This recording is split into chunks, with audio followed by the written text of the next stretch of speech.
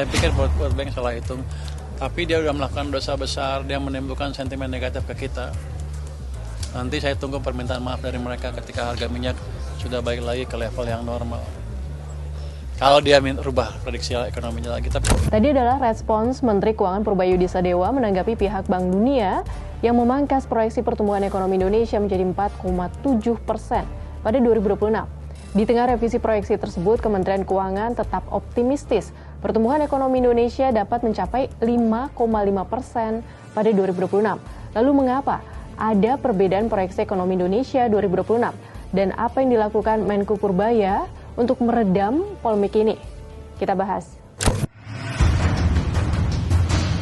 Bank Dunia memangkas proyeksi pertumbuhan ekonomi Indonesia menjadi 4,7% pada 2026, lebih rendah dibandingkan proyeksi sebelumnya 4,8% pada Oktober 2025. Revisi tersebut tercantum dalam laporan East Asia and Pacific Economic Update edisi April 2026 yang dirilis ke publik pada Rabu 8 April 2026.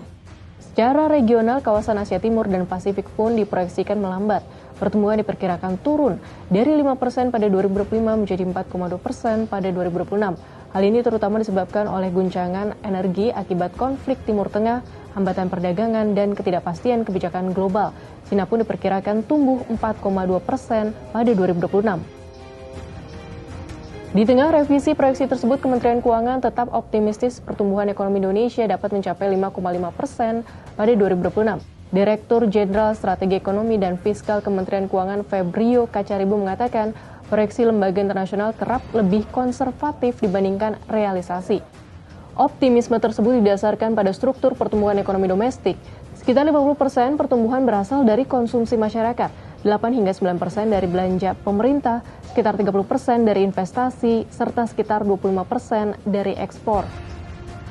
Menurut Febrio, sektor pertanian menjadi salah satu pendorong penting dengan kontribusi sekitar 13% terhadap pertumbuhan ekonomi.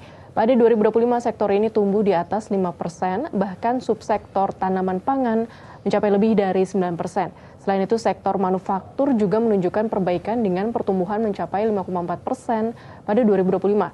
Dari sisi kebijakan fiskal, pemerintah mengandalkan percepatan belanja negara sebagai pengungkit utama pertumbuhan. Realisasi belanja negara pada triwulan pertama 2026 mencapai sekitar 815 triliun rupiah.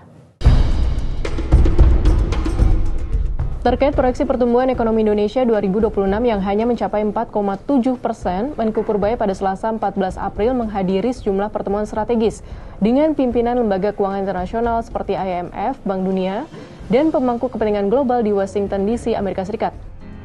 Pertemuan tersebut menjadi bagian dari upaya memperkuat kepercayaan dunia internasional terhadap kondisi ekonomi dan fiskal Indonesia. Dalam pertemuan tersebut, Menko menegaskan komitmen pemerintah Indonesia dalam menjaga keseimbangan antara pertumbuhan ekonomi dan APBN, terutama di tengah ketidakpastian global. Sementara itu, dalam pertemuan dengan Bank Dunia dan S&P Global Ratings, Menko memperoleh respons positif terhadap strategi fiskal pemerintah di bawah kepemimpinan Presiden Prabowo Subianto. Pemerintah dinilai mampu menjaga stabilitas fiskal sekaligus mendorong pertumbuhan ekonomi. World Bank dan rating agency amat puas dengan penjelasan kita tentang strategi kita. Jadi keraguan tentang apakah kita bisa menjalankan kebijakan yang fiskal yang baik dan menciptakan pertumbuhan yang baik pada saat yang bersamaan sepertinya sudah hilang. World Bank bahkan menggali lebih dalam bentuk kerjasama yang saling menguntungkan antara kita dengan World Bank. Sahabat Kompas, apakah strategi Menko Purbaya bertemu dan menjelaskan langsung kepada pihak Bank Dunia bisa meredam sentimen negatif terkait proyeksi pertumbuhan ekonomi Indonesia yang mencapai 4,7%? Apakah pertumbuhan ekonomi Indonesia tetap bisa berada di angka 5% dan bertahan di tengah perang Iran serta krisis energi dunia?